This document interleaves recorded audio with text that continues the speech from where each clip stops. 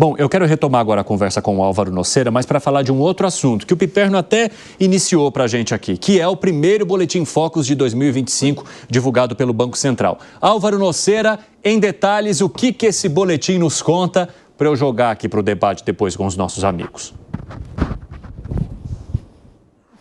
Pois é, Evandro, os analistas do mercado financeiro elevaram a projeção da Selic para 2025 em 15%.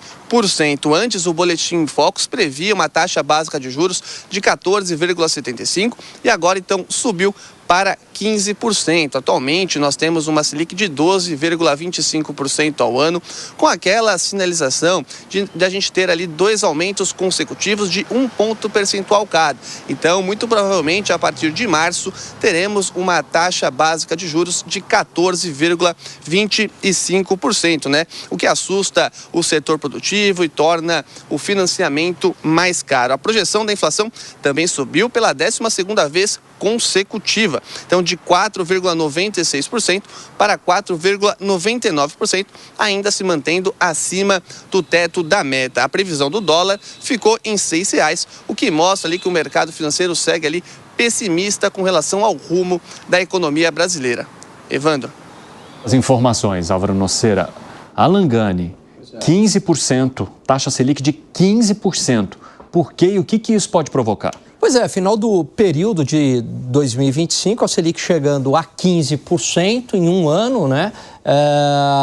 Saindo de 12,25%, que é o atual patamar, para 15%. O que isso pode provocar? Provoca o encarecimento do custo de capital, ou seja, para a empresa conseguir se financiar. Então, para ela pegar um empréstimo, para ela emitir um título de dívida, uma debênture, até para emitir ações, porque numa taxa dessa, ninguém vai querer comprar ações, né? Fica muito difícil a empresa emissão de novas ações ou abrir capital. Então, fica muito difícil o financiamento da empresa. E se fica difícil o financiamento da empresa, Evandro, isso tem efeito no negócio, na atividade econômica, porque a empresa não vai expandir. Se ela não vai expandir, ela não vai contratar, vai aumentar a despesa financeira de dívidas já contraídas no passado. Muitas vezes ela vai ser obrigada a demitir, então isso vai desaquecer a economia. Desaquecendo a economia, você também tem o aumento do desemprego. Por isso que eu vejo que o Boletim Focus está excessivamente otimista em relação ao crescimento econômico de 2%. Com uma Selic a 15%, um dólar a 6% e uma inflação de 4,99%, 5%, é muito difícil o Brasil crescer 2,02% Piperno. Piperno, mas você costuma dizer que o Boletim Focus erra bastante. E aí, nesse caso, erra tudo. Nesse caso, é mais um erro. Agora, o que eu quero também que você coloque como molho aí na sua análise é: o Boletim Focus trabalha com expectativas, mas as expectativas, elas mexem também com as decisões que são tomadas agora. Então, eu quero saber de você, por mais que, no teu ponto de vista, o Boletim sempre erre, como essas expectativas mexem com as decisões que vão ser tomadas antes do momento em que se chegue a esses 15% anunciados pelo Boletim Focus? Se ele erra em tudo, isso é comprovado, né? Ele erra em rigorosamente tudo.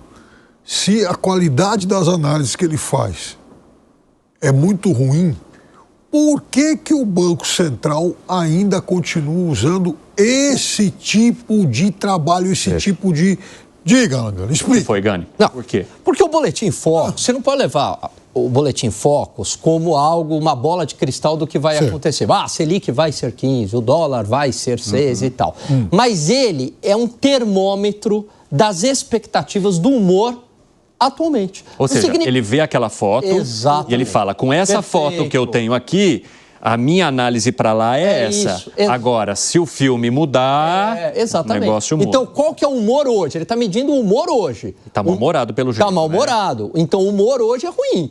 Sim, lógico. Mesmo falando do crescimento, mas Selic a 15, inflação perto de 5... Está muito mal-humorado. Agora, esse está medindo o humor agora baseado numa expectativa futura. Não que as decisões são tomadas como se aquilo fosse uma verdade, que fosse acontecer. Absoluta, exatamente. Mas isso pode gerar um efeito, sim, porque eu vou fazer um paralelo com pesquisas eleitorais. Pesquisas eleitorais que acontecem com muita antecedência de eleições, elas fazem exatamente o retrato daquele momento. É o que o Alan Gani está tentando dizer. O retrato deste atual momento é essa projeção. Inclusive, sabendo dessa projeção, pode fazer com que os governos entendam que é necessário mudar o rumo. E por isso, quando chega no momento que foi projetado, os dados sejam diferentes. Então, diferente do Piperno, que diz que o boletim Focus tem que ser desconsiderado porque sempre erra, não é isso. Pelo contrário, a gente tem que agradecer essas boas análises que eles fazem, porque são elas que fazem com que os governos tomem um rumo diferente. Eles fazem análises sempre muito ruins. Inclusive, elas são muito interessantes porque, assim... Então as pesquisas também são ruins? Não é isso, não. São... Retrato do momento. Não, mas são momentos, são universos muito diferentes um do outro. Vou te dar um exemplo. Fale, Piperno, continue. Então, por exemplo, o sujeito vai lá... Bom, teve um ano passado que deu uma entrevista, ele também é um dos que respondiam lá a pesquisa do Focus e tal. Ele falou, olha, se eu contar para vocês tudo que acontece, como é a manipulação, ele falou uma barbaridade para um site qualquer de economia. Isso foi mais ou menos em outubro. Eu, obviamente, sou muito interessado no assunto. No outro dia, peguei o telefone, liguei lá para o banco, lá para a corretora do Cidadão. Ele jamais quis falar comigo. Eu falei, eu me interessei pela avaliação. Porque falei, opa, esse vai contar como são as entranhas. Então, assim, as análises são muito ruins. Você pega, por exemplo, alguns desses iluminados, está prevendo um salto na economia agora no primeiro trimestre. E eu vou te falar por que eu acredito nisso. Sabe por quê? Por quê? Porque o ano passado, o agronegócio que tem o seu forte exatamente no primeiro trimestre foi mal. Teve um 2024 ruim. E a safra vai ser boa. E agora, o que tudo indica, vai ser algo mais parecido com 2023. Foi uma coisa pujante e tal, né? Então, como é que o cidadão chega a essa coisa mágica, magnífica e tal, de apontar uma queda imediata, uma desaceleração imediata? A indústria automobilística agora acabou de bater recorde de produção, o varejo, os shopping centers, a história da renda que o Evandro ia falar aí, o Brasil. É porque eu queria colocar para vocês, para a gente fazer uma análise final sobre isso, porque há essa preocupação com a taxa Selic chegar a 15, com a inflação chegar a 5 e até o mau humor do mercado em relação às decisões que estão sendo tomadas pelo governo federal em relação à questão fiscal. E aí saiu uma pesquisa da Tendências Consultoria que mostra que houve uma ascensão social e que hoje mais da metade da população ocupa da classe C para cima, classe C, B e A, 50,1%. Né? Então, assim, é uma metade, um pouquinho acima da metade. Mas, mesmo assim, isso indica uma ascensão social da população agora nos últimos anos. E a gente viu vários entes políticos e pessoas relacionadas ao atual governo dizendo que sim, isso também é uma consequência das políticas que estão sendo praticadas hoje pelo governo Lula nesse terceiro mandato.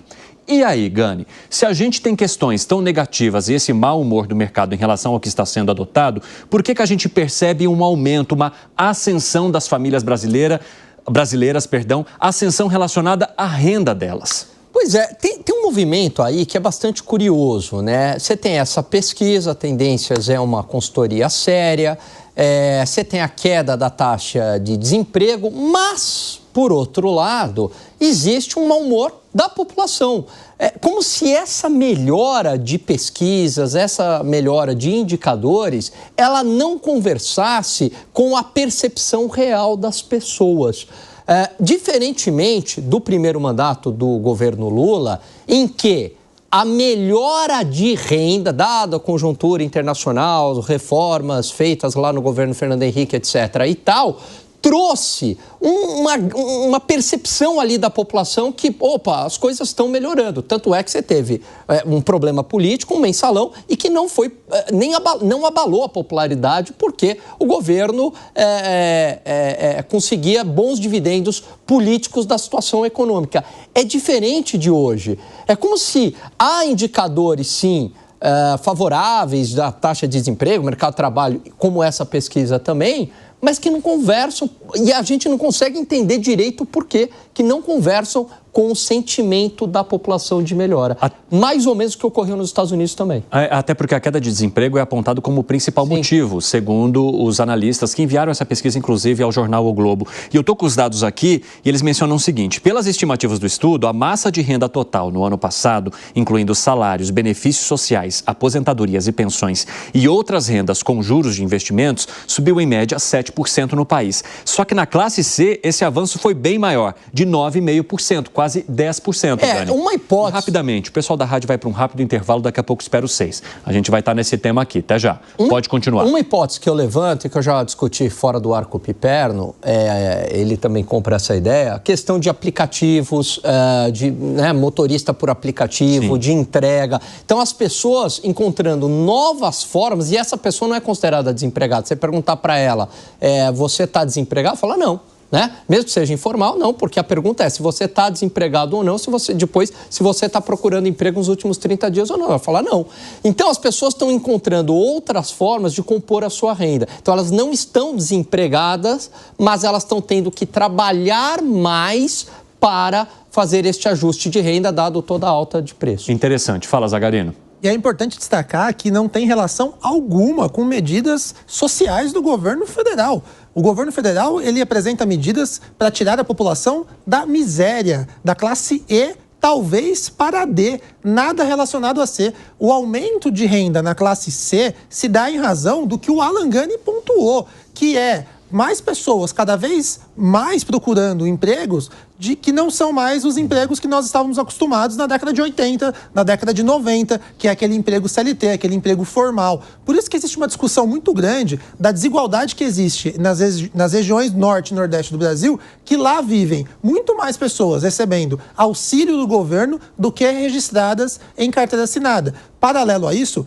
os grandes empregos que são informais estão aqui no sul, sudeste, centro-oeste, que são motorista de aplicativo, entrega.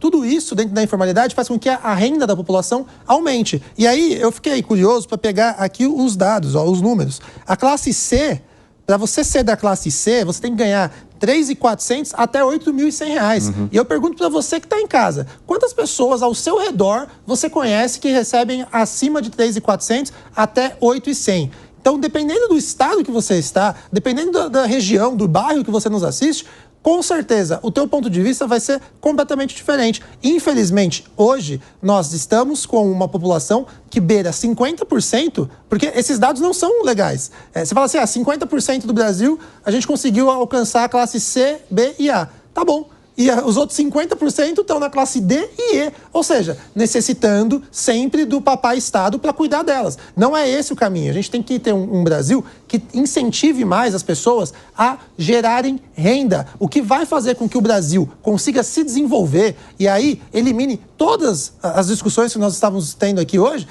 geração de renda. E em várias hipóteses de geração de renda, não só aquela renda que nós estávamos acostumados com aquele antigo emprego CLT formal. Piperno, como é que você avalia? Você acredita que os pessimistas não queiram olhar para os resultados que são apresentados em relação à mobilidade social e ao desemprego aqui no país? Bom, a atividade econômica está bem aquecida.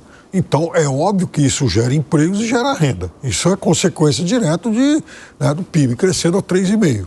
Mas tem uma outra coisa... Mas também pode gerar inflação, né? Oi? Mas também pode gerar inflação. É o que dizem alguns economistas, né? Mas, de qualquer forma... Mas gera. Uma questão... Mas está gerando. Está gerando. Está gerando. Verdade. Demorou para captar e... Está gerando. Principalmente quando a indução do crescimento é artificial. Pisa no acelerador do gasto público, pode crescer. Subsídio. Se crescer... Então, por exemplo... Vai lá, continue. Esse ano vai ter... Nós te interrompemos. Vai lá. Esse ano vai ter inauguração de refinaria no Pecém. Ceará. Estão voltando com as políticas de refinaria. Refinaria privada. Tá. Essa é uma refinaria privada. Né? Fábrica de veículos elétricos na Bahia. Sim. Fábrica de veículos elétricos em Iracemápolis. Outro dia a chinesa Midea anunciou lá um investimento grande em Pouso Alegre. Ou seja, tudo investimento privado. É óbvio que isso gera renda e gera emprego. Mas aí tem a questão da percepção que vocês dois falaram. Eu brincava sempre com o Alan Gani na questão do Biden. Porque então aí o cara vai acabar o mandato do velho e não vai ter a esperada recessão. A economia andou bem, andou forte e ele perde. Por quê? Porque tem muito dessa percepção que, na minha modesta avaliação, principalmente aqui no Brasil, está muito ligada também à questão da inflação dos alimentos. Porque uma coisa é a inflação das passagens aéreas, você baixa. Pouca, não é, sabe, a maior parte da população não vai usufruir disso. Agora, se o arroz, feijão e serviços de uma maneira geral. Exatamente, serviços, ônibus, se isso tem o seu preço elevado, todo mundo sente. Aí o cidadão passa até a ter um aumento real de salário, só que uma parte desse aumento real de salário ele já perdeu por causa disso. Então, isso é um componente importante. E isso aí que o Piperno pontuou é interessante, porque assim, o aumento real de salário, ele ocorreu com a inflação do ano anterior, só que a inflação continua, né? Então, você tem uma sensação de que você não está conseguindo comprar as mesmas coisas, por mais que você tenha tido um aumento real de salário. Ou seja, a partir dessa explicação, então não seria correta a preocupação dos economistas em relação à inflação corroer esse poder que o Brasil estaria ganhando, segundo essas pesquisas, hein, Fábio Piperno? A inflação, ela se dá de forma desigual. Então, por exemplo, eu vejo claramente isso na rua, eu fui almoçando na rua, por exemplo, que a inflação dos alimentos, o que eu pago para almoçar hoje é muito mais do que eu pagava para almoçar um ano atrás. Mas, por exemplo, eu fiquei 4, 5 anos sem ter reajuste de tarifas de transporte. Então, aquilo estava congelado. Mas eu não estou nem... Assim, é como se eu tivesse esquecido isso. Eu estou realmente preocupado com o que eu estou gastando para comer. Você acha que uma coisa equilibra a outra, Zagarino, e por isso que as pessoas vão tendo essa percepção? Eu acho que são coisas completamente distintas. O brasileiro ele tem uma percepção muito boa.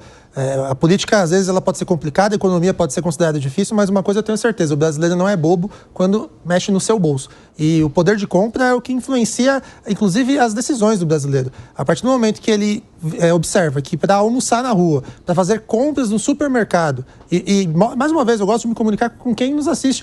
Vai no mercado hoje, você não gasta menos de R$1.000. E a gente está falando aqui que a classe C é acima de 3.400, sendo que você gasta mais de é muito mais, tá, que eu estou dizendo. É mais de 1/3 disso no mercado. A pessoa não consegue nem sequer se preocupar com o que ela vai gastar, Piperno, de combustível ou com o transporte.